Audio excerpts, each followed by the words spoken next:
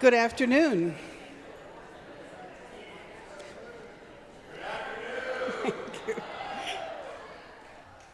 Shall we open with a prayer? O God, author of creation, we thank you for the gift of inspiration, for opening our eyes to see new possibilities, for enriching our minds with visions never dreamed, for guiding us to trust the unconsciousest view, for sounds to tickle and to delight, for teaching our hearts to receive the unexpected gift, for these and the many wonders you have wrought within the secret places of our souls. We thank you, O God of endless creation. Amen. My name is Kaya Bentley. I'm a retired social work professor and a parishioner here since 1990, currently also a lay Eucharistic minister and lay reader. But on behalf of the congregation, it's a pleasure to welcome you to St. Paul's Episcopal Church in downtown Richmond, and especially welcome you to the 2026 John Shelby Spong Lenten Speaker Series. As you all silence your cell phones, I mentioned there just happens to be a collection plate in the back of the church and one in the hallway, I think. So any monies collected will offset the expenses associated with the series. This speaker series and lunch program goes back over 100 years. But this year, for those of you who came last week know, is newly branded in honor of Bishop Spong, acknowledging his legacy, spirit, and witness as a fearless voice for progressive Christian thought. Jack, as he was affectionately known to us, was St. Paul's rector from 1969 to 1976. And post-retirement as the Bishop of Newark came back to us as a parishioner in these very pews, right there where his daughter is sitting. A popular national lecturer, sometimes controversial biblical scholar, and author of more than a dozen books, Spong was a champion for women clergy, LGBTQ inclusion, racial justice, and interfaith dialogue. He vehemently argued against biblical literalism and reinterpreted such doctrines as the virgin birth, the resurrection, and atonement. He believed that the heart of Jesus' teaching was about being transformed and becoming more fully human. And he relentlessly urged us to live fully and love wastefully and to have the courage to become all that we were created to be. The speaker series, however, does not look back so much as it hopes to explore fresh expressions of a progressive theology and engage diverse modern expressions of faith and spiritual practice like we heard last week if you were here. Perhaps we will deepen our faith and reignite a passion for shared dialogue as we build the beloved community. Today's speaker is Reverend Gene Robinson, a humble and surprisingly soft-spoken and approachable man. For many in the LGBTQ community, my community, he needs no introduction. He is widely known to be the first openly gay bishop in any major Christian denomination. His consecration in 2003 as Bishop of New Hampshire sparked a rupture in the Anglican Church and provoked widespread discussion of sexual orientation in the church. In 2009, he was named among the top 10 influential gay folks in the country. Indeed, his online bio says he is unashamedly gay and Christian.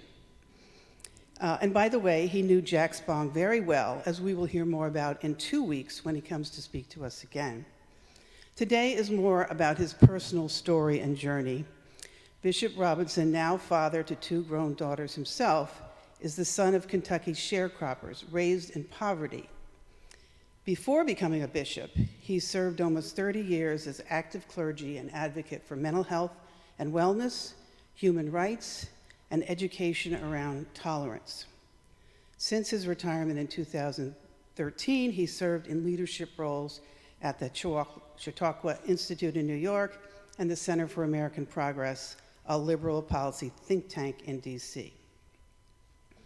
I suspect he and many others, including me, are particularly proud of his role in bringing Matthew Shepard's ashes to the Washington Cathedral to be permanently interred there, and helping to lead that important and moving service of dedication in 2018.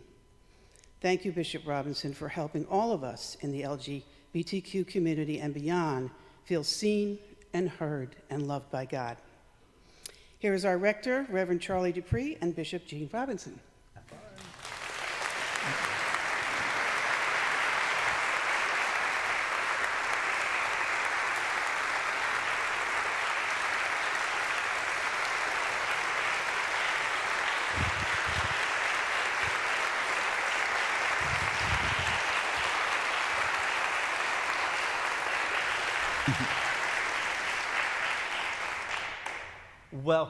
Welcome to all of you here today.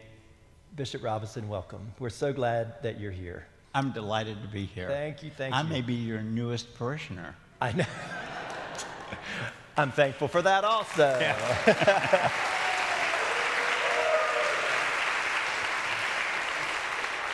So we've discussed often the rebranding of this series in celebration of Bishop Spong. Kaya just laid that out for us. There is so much of you and your story that we are going to have you in two parts, right? So today we're going to focus on your journey, and then in a couple of weeks we're going to hear more about your relationship with Bishop Spong and your perspectives on his ministry. I'd like to begin by asking you to take us back to 2003. Okay, 2003 doesn't seem like such a long time ago, but that is when the church called you to be the Bishop of New Hampshire. So in 2003, I was thinking about this. I had been ordained 3 years. I was in the closet. Did you know I'm gay? Really? I am. I was in the closet. I had to keep my relationship with my partner at the time under wraps. And I think we forget how far we've come, and you've been a part of that. So if you would, take us back to 2003 in the context in which this began to happen. Just so you know, this year I will have been out 40 years. Okay, nice. And yeah. And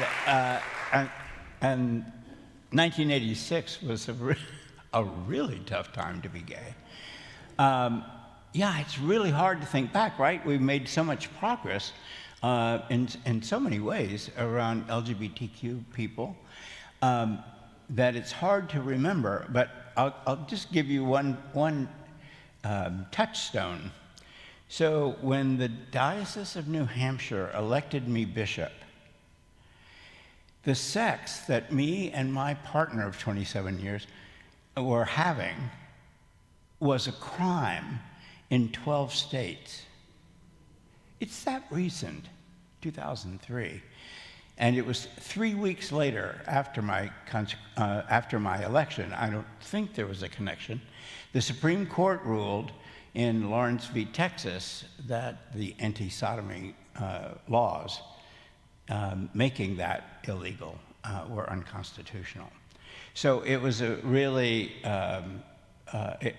a different time than today. It's not that we made all this progress in the intervening time, but that progress came, many people have worked over countless decades, and what we've seen in the last 20 years is the result of all that work. Yeah. I just want to say one other thing. I get that this is about me and my journey, but I want to be clear about something. I wrote a couple of books, and the first one, I had a fight with my publisher over the title of it. We agreed on the fact that it ought to be called In the Eye of the Storm, because that's what it felt like when I was elected. They did not want the subtitle that I wanted, and I fought and won, and that subtitle is Swept to the Center by God. I didn't want anyone reading that book to think that I thought that I had done all this. it just seemed to me that God was at work in the world, and perhaps surprisingly, in the Episcopal Church, doing this new thing. And there were a lot of people involved. I answered God's call, at least as I discerned it, but it was the people of New Hampshire who elected me, and the General Convention of the Episcopal Church that consented to my election. And then I know, because they've told me, all of those clergy, laity, and bishops who had voted to consent to my election went home to face the people in their diocese.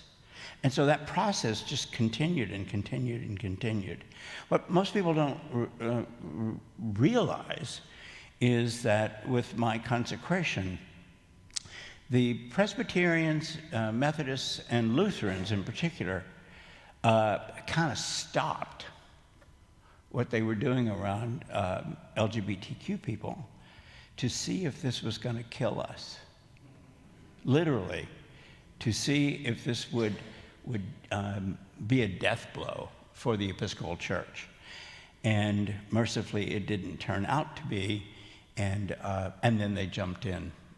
With both So feet. they were gonna, let's see what happens to them first, Well, before we embark. Pray for the Methodists, really. Yeah. I know. Well, a couple of things about what you just said. The first is about the process. I don't know if many of you know about the Episcopal process within the Episcopal Church of electing a bishop. They're not appointed. They are elected by a people, and the whole structure is set up so that it's the people who elect you. It's the church that Very calls democratic, you, yeah. right? Mm-hmm. And so it's not like you could say, I'm the one that ruined the Anglican Communion. We all had a part in it. Exactly. Yep. And I think that you mentioned being very proud of the risk that the church. So what I say to queer audiences is the Episcopal Church risked its life for us. I don't think it's any less dramatic than that. Yeah. Because we didn't know how this was going to turn out. Yeah. And I remember where I was when I heard about it. You know, it's that, you know, it was that significant, at least for me. And, you know, the theme of our first John Shelby Spong speaker series is Live Fully. And you have helped so many people live more fully than they ever thought they would, including me. So Including me. Let me say thank you before I start to cry. Thank you for that. Thank you. Yep. Yes. So let's go back to the subtitle. You were swept to the center by God. That puts the onus on God, right? That this wasn't just you. So, and to be swept involves some sort of force. If you're swept away, that's not on your own terms. So can you talk a little bit about what that felt like for you to be put in the center? So I'll go further back than that. I went to Sewanee for college on full scholarship. My parents couldn't afford it. And I spent many a night in the All Saints Chapel on my knees, fearing with literally my life that I might be gay, and asking God, why me? Why this call, right? It just didn't make sense to me, and I felt completely unworthy of that calling. And I felt much about this. So I obviously was ordained eventually, and when this happened, it was preceded. I began to feel like God was this yappy little dog biting at my heels and trying to ignore it, and it wouldn't go away. God wouldn't go away. And so I was in 6 Episcopal search processes before I was ever nominated. And in 5 of those 6, I was told that I should be on that final list of nominees, but they were terrified of what would happen to the diocese if they did. Speaking of Bishop Spong, I was finally nominated in the Diocese of Newark to succeed Bishop Spong, which in and of itself was a thrill and an honor. And part of that was, you'll hear more about this 2 weeks from today, I got to spend a whole day with him. And anyway, so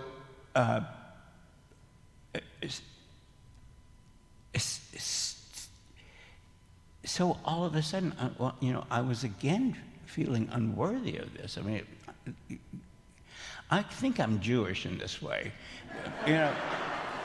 Jews, I love Jews because they wrestle with Scripture, they fight over it, and they fight with God, right? Right. So I feel Jewish in that way because we just had a difference of opinion about how this might go. The only thing I was pretty sure about was that if this proceeded, there would be hell to pay. And on that, I can with certainty say that was true. Although if I'd known how much hell there was to pay, who knows what I would have decided. Anyway, I was nominated in the Diocese of Rochester, New York, and not elected. And then 5 years went by. I didn't see any other diocese that I felt right for. And then the bishop that I had worked for 18 years as canon to the ordinary, sort of chief of staff, retired. And as it turned out, God has a way of making these things happen. It turned out that New Hampshire was the exact place for me to be nominated because they knew me and my work and my ministry. I'd been in every one of those parishes, and I had been in that diocese, in that leadership position for 18 years. And so any accusation that they were just trying to make a point, right, a social justice point, was ludicrous, and they knew better than that. When the general church, not to mention the whole world, began to throw a tantrum about this, I don't know if you know New Hampshire people, we're just ornery. And they were incensed that anybody would tell them who could and couldn't be their bishop. Unbeknownst to me, they had decided that if General Convention didn't consent, they were going to elect me again and again and again. Well, that's why you like St. Paul's. There you go. We're the same way. It's hard to be told what to do. That's exactly. So maybe there are more New Hampshire people here than I thought. So it was that calling and feeling unworthy. I'll tell you a funny thing. So we went through prayer book revision some years back, and we had various iterations of what the new prayer book might be. And I was actually ordained with that trial rite, and there was something horrible in it that didn't make it into the final prayer book, thank God. It was, at some point, the bishop says to the congregation, "Is he worthy?" And the congregation says, "He is worthy." You know what? None of us are worthy of that, of this privilege to be ordained and to be identified with God in this way. Yeah. None of us. And so I felt really, really small. And being swept to the center then was an aspect of kind of going with God's flow. Yeah. And answering a call both to ordination and then to this process at least, was like gears grinding, and then falling into place, and you just kind of get peaceful on the inside. Was the kind of inner confirmation that I had. But so you were elected, and I would imagine that that the people of New Hampshire were quite proud. Just look at what we've done, and I imagine they were very protective of you, and I imagine that y'all developed a trusting relationship Very much. rather quickly, while the iceberg of the Anglican Communion and the church was kind of crackling, which meant that you had to both be a bishop functionally and a bishop, the face of the bishop on the whole world, for the whole world. And I just wonder, what was that like balancing? You had to, get the stuff done, pay your people, make sure the church wasn't falling apart in your own diocese. Yet you were a public figure. Yeah, most people don't realize that I was actually elected 2 bishops, not just one. There was one in the diocese. No one outside our diocese could imagine how normal it was. To my people, I was just the bishop. I had the New York Times religion editor came up to spend a weekend with me, and we went to my visitation, little tiny church. They had about 6 people in the choir, and we arrived at 8 o'clock or 7:30 in the morning, and I come in, they're up front rehearsing in this little tiny country church, and I wave to them, and they wave back, and then they just keep rehearsing. And she says to me, "Don't they know who you are?" You're quite unimpressive. And I said, "Yeah, they know who I am. I'm their bishop." So there was this one world where I was the Bishop of New Hampshire, and then there was the rest of the world. And when I left the diocese or even spoke to someone outside the diocese, I was perceived completely differently. I was this, let's just be clear, we've always had gay bishops. The point is, I said I was before I got the job. We just knew about it with you. Yeah, they knew about it with me. And so it was, and so that was a whole nother life. So on the one hand, I got my first death threat the day I was elected. Before I got home, I got my first death threat, and had nearly daily death threats for 2.5 years. And what did those look like? Did they come on the phone or through email? They came in all kinds of ways, but my favorite, well, a couple of favorites. My favorite death threat. Did you really just say that? Do you know the old sort of B-rated movies where the serial killer cuts letters out of a newspaper headlines and pastes them together? Got one of those. And it said, I've got a bullet. Had a picture of me and my partner, Mark. I have a bullet for the 2 of you when you least expect it. Oh my gosh. And then I received this beautiful card from England of a cathedral and gorgeous altar and just so holy looking. I turn it over and it says, "You fornicating, lecherous pig." And then it just went on from there. So, and that gets your attention, right? And we had to make a decision. We lived out in the country, out in the woods, wood and glass contemporary house.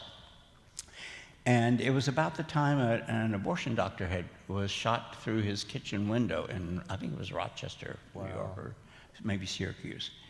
And we had to make a decision. Do we go to Target and buy enough sheets to cover all the windows or not? Mm-hmm. And Mark and I decided that if we did that, they win. Mm-hmm. And so we decided that we would take whatever came. It came to ahead in my actual consecration. About this time, I had pretty much round-the-clock security. We had the metal detectors at airports that people had to go through. We had bomb-sniffing dogs for 2 days before. There was no room big enough in New Hampshire to hold the crowd. So my consecration took place in the ice hockey rink. Now, with heated rivalry, I was ahead of my Full time. circle. First circle. I You knew ahead of time that hockey was going to be popular one day. I did, and I was in on that bandwagon early. Right. We had sharpshooters on the roof of the hockey arena.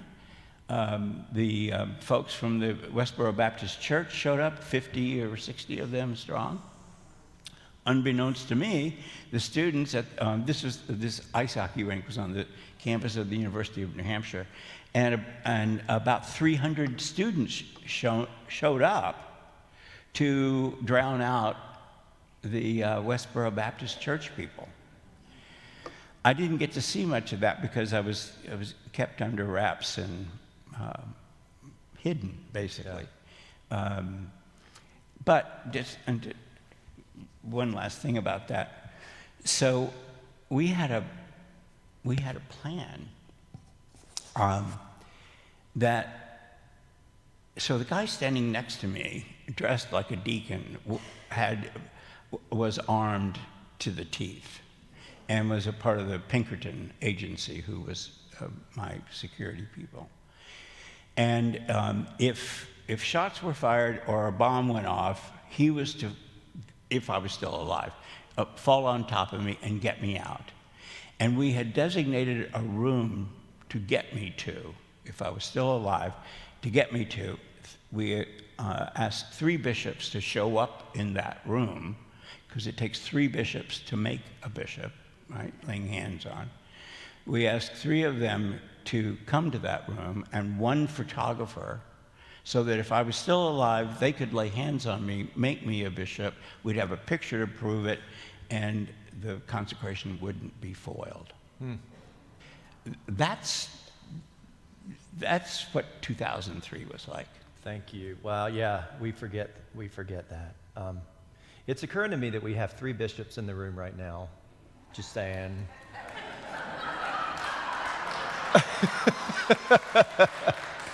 All right. I would like I'd like to hear how. I've got my eye on them. That's okay. How? I'm 2 of them. We've got 4, perhaps 5. I don't know. How did you keep this spiritual? How did you keep that spiritual when there were so many just secular, so much secular stuff swirling around you? How did you keep any sort of spiritual center about yourself? This storm going on around me, and part of why the book had the name was, it was through the spiritual part that I spent much of that crazy time in this quiet place in the middle, right? So, number 1, I had a great spiritual director, and she taught me a new way to play. I'll make this quick. She said to me, "Listen, you talk way too much in your prayers. I'm going to suggest to you that you keep your damn mouth shut and just listen. And I want you to sit in a chair, close your eyes, and imagine God's love as warmth or light, starting at the top of your head and oozing over your body like warm butter. And let God do what God does best, which is love you." You'll find yourself making a grocery list, in the middle of it all, and when you find that out, you come back to the top of your head, God's love. It saved my life. because the world was eating pieces of me every day, and I needed that replenished to be able to go out there again. Mm-hmm. And that kind of silent prayer, but very active, of expecting God to love me. And what I learned from that was, if you are absolutely certain of God's love to you, love of you, there is almost no end to what you can bear. And that's a pretty strong thing to know. I mean, I had the whole world calling me names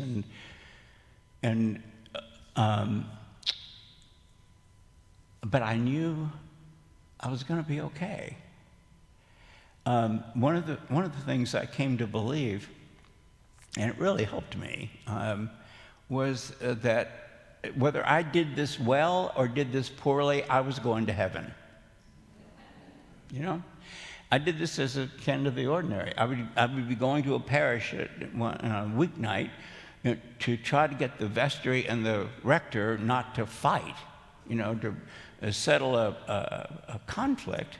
And on the way there, I would remind myself, you know, when this is all said and done, I may go tonight and do a great job and get everybody talking and so on, but I also might make things worse. Yeah. And no matter which one of those it is, I'm going to heaven. and compared to that, this little meeting is not all that important. And what it does when you remind yourself of that is it lets you lower your own anxiety enough so that you're really more apt to be helpful to those people. Yeah, you right? really have to have a sense of self. Yeah. And not self-importance. Yeah, and let's go ahead and say it, ego, right? Jack Spong had a big ego, I have a big ego, and if you do something public like this, you better have a big ego, right?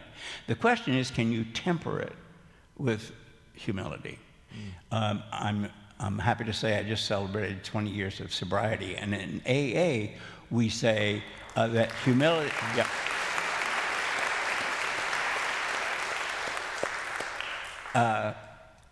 going into treatment for alcoholism, the second year of your episcopate, I don't highly recommend it, except that the diocese loved me all the way through it. Sure. All the way through it. And the standing committee wrote a letter that went along with my letter, telling everyone, saying, Gene has always told us who he is. And this is just another time he's doing that. And one of the things that one of the little sayings in AA is that humility this is not part of the saying. It's not about pretending that you're nothing. Humility is being right-sized. And, you know, you don't have to deny the talents and gifts you've been given and the good work that you've done, but can you somehow remember how big you are in the face of, you know, the world and all that God is? And so it's this balancing act between being strong enough to not let people tear you down, and being humble enough to keep listening and caring and reaching out. The other, being right-sized seems to be a good term for leadership today. There are some who could stand a little of that. Yeah. Yeah. Yeah. Can I would like to move us to a different topic, but before I do, I'm going to say something that it makes everybody go, oh my God. 18 years ago, you were a retreat leader in the Diocese of New York, and I served in the Diocese of New York for 5 years. And you were there. See, told you. Yeah. You were there. And you said something to me that, not to me, to everybody, but in my head, it was just to me, because you knew me and you liked me. You said, sometimes Jesus calms the storm, Yeah. and sometimes Jesus calms the child. Yeah. And that's always... Sometimes God lets the storm rage and calms his child. Yeah. I wouldn't use his, but there you go. Something like calms that. his child. And It's it's always framed stayed with in my me. wall. Yeah. And that makes me think, too, of what you just said. There was the storm, and you have this inner sense Yeah. of staying true to who you are. So Psalm 27 was, I prayed it all the time. It's a typical psalm. I won't read it to you, but it's a typical psalm. Oh, Lord, they're out to get me, to eat up my flesh, and blah, blah, blah. And, but you, O Lord, will set me high on a rock and keep me safe. And it says that in 3 or 4 different ways, but that's the theme of it. And then at the next to the last verse, it's the best translation of this psalm, by the way, is in the Episcopal prayer book. The next to the last verse says, what if I had not believed in the goodness of the Lord, that I would see the goodness of the Lord in the land of the living? Like, you don't have to wait for this. You can see the goodness of the Lord right now, and it will change your life. And to this day, I think, what if I had not believed? Yeah. Well, Makes me cry still. Sure. Yeah. There's so much, just the way God can continue to reimagine God doing a new thing. We talk about that so often. And you were a part of that at the cathedral in Washington with the family of Matthew Shepard. Yeah. God doing a new thing in that space, within that family. Kaya alluded to that in her introduction, so I'd like to talk about that with you. I remember, again, I was in seminary when Matthew Shepard was murdered, and it is the thing that I remember being the most troubling thing that I had ever heard in my life, because it could have happened to me. Well, so that's the point. I think there have been a lot of queer people killed. Matthew was not the first. But the reason I think he had the biggest impact, especially on white middle-class people, was parents, maybe for the first time, thought, that could be my son, my daughter. And that gay son or daughter thought, that could be me. So I think it was a real turning point for our community and for the way our community was regarded. How did you get connected to that experience? So I got... Did somebody just call you? Did the family call you up? What happened? Well, it even went back further than that. I got a handwritten note from Judy Shepard, Matt's mother, the night before my consecration. And it said, I'm sure Matt will be smiling down on you tomorrow. So I'd known them ever since then. And we would go to civil rights dinners in Washington together, and I just adore them. They're unbelievable. And speaking of what God can do through people, I mean, Judy Shepard is the most introverted person I think I've ever known, and gets absolutely scared to death before she speaks to people, and then she comes out and, changes their lives. It's an amazing thing. I got a call from them, and they said, you may not know this, but we've never buried Matt's ashes. And I said, really? No, I didn't know that. And she said, yeah, because we're afraid that the Westboro Baptist Church people or someone like it will desecrate his grave. And someone said to us, what about the National Cathedral? And I said, she said, "What do you think about that?" I said, "I think that is a spectacular idea. Do you want me to talk to them?" And I did, and I'm happy to report that without hesitation, they said, "He belongs here." Right? He was an Episcopalian, by the way. I don't know if you know that. Anyway, so we planned this service. We didn't know. I mean, it had been 20 years. It was the 20th anniversary of his murder. And we didn't know who would come. And there are a lot of young gay men and women in Washington, D.C., working for their congressman or whatever, and who weren't alive yet when he was killed, or were too young to remember. We thought, will anybody show up? Well, about 4,000 people showed up, actually, of all ages, including young ones. It was so moving because so I started out that service by saying, I want you to know that I know that a lot of you have been abused by the religious organization that you grew up in, whether that be a church, synagogue, mosque, whatever. And I want you to know that I know how much courage it took for you to walk in here. And I actually said, it's like asking a wife to come back to her husband who has abused her, right? So I want you to know that I know what it took for you to come in here.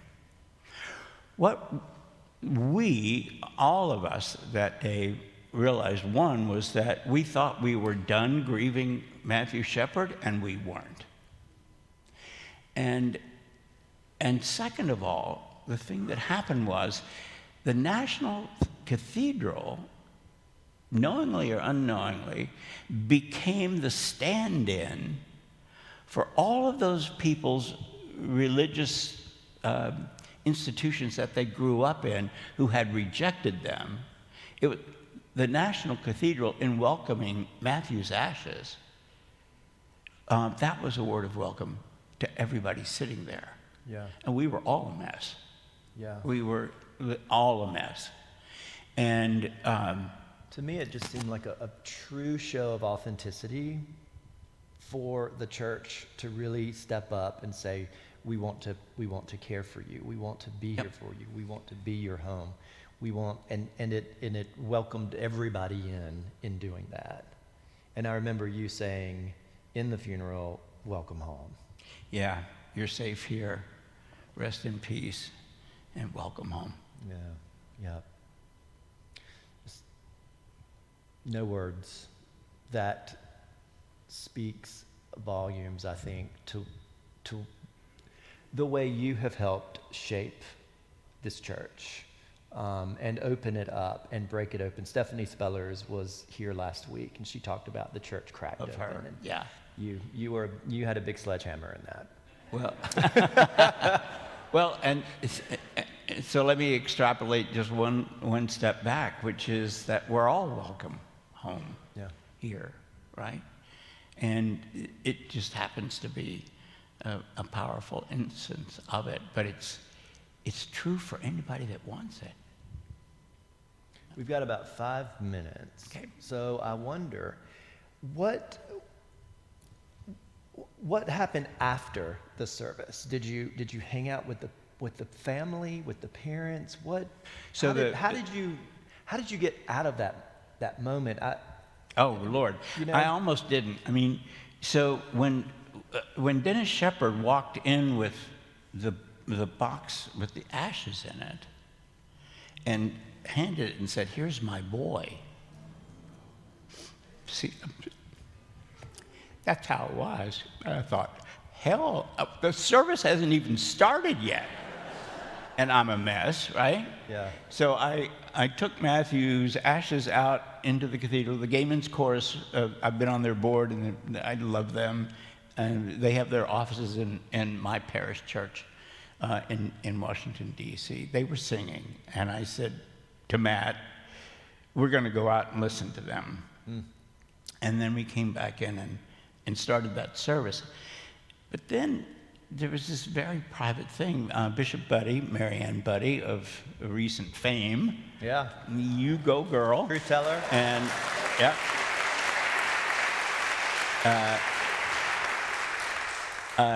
It was the two of us went down with Dennis and Judy and Logan, his brother, and his brother's girlfriend, and placed the National Cathedral's columbarium is in the crypt, in the basement, and you have to do 2 right angles to get into it. You gotta get through these gates that are locked.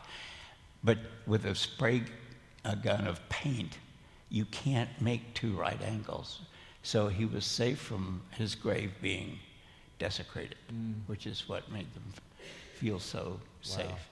And so after 4,000 people crying together just to be downstairs in the quiet of that St. Joseph's Chapel and columbarium was amazing.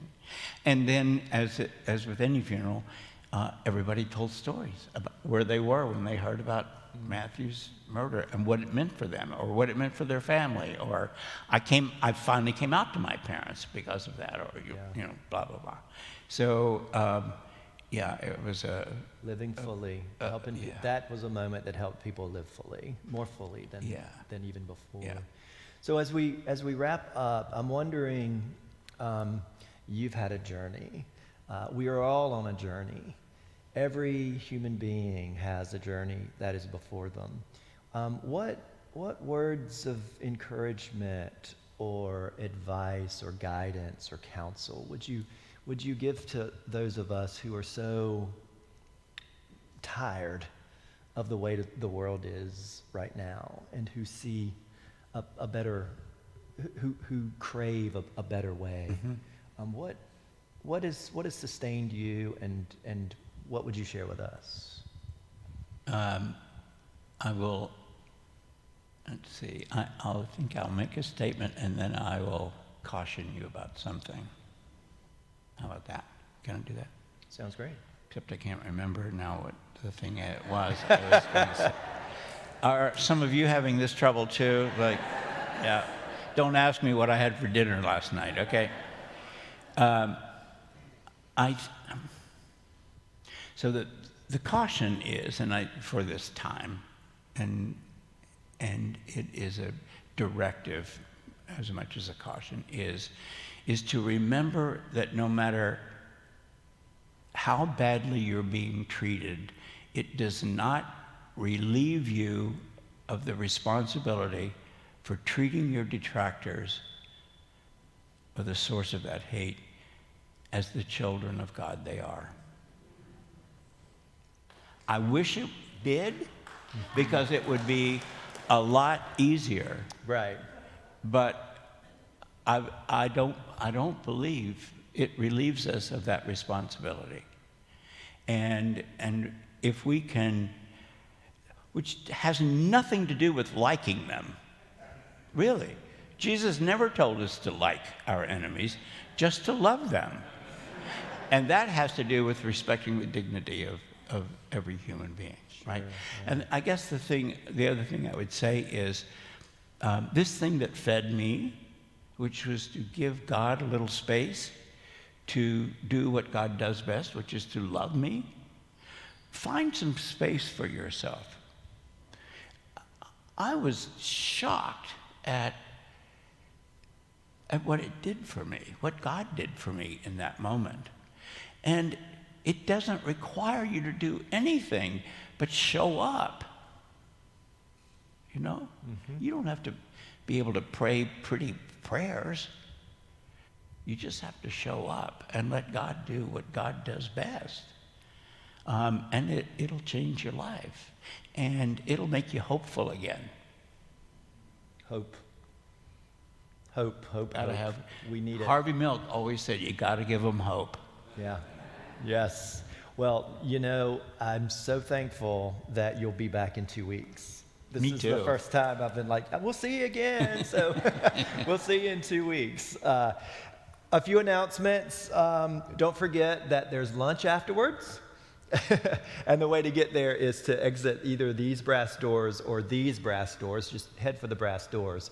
And your lunches will be ready. Also, don't forget that there are collection plates. And especially don't forget that next week we have with us New York Times best-selling author Cole Arthur Riley. So please, please make sure you come back for that and make your lunch orders as soon as you can. You're such a blessing. You're such a blessing. Thank you. Now, would you bless us? I would be delighted.